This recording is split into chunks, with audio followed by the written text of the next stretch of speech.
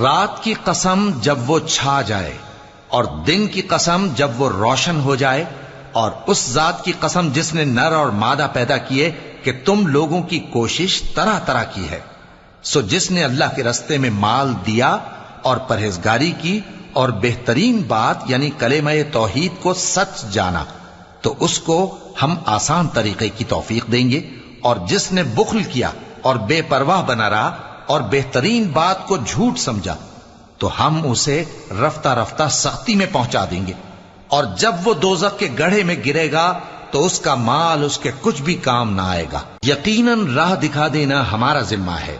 اور بے شک آخرت اور دنیا ہماری ہی ملکیت ہیں۔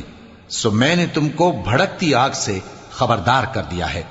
اس میں وہی داخل ہوگا جو بڑا بدبخت ہے، جس نے جھٹلایا اور منہ پھیرا، اور جو بڑا پرہیزگار ہے وہ اس سے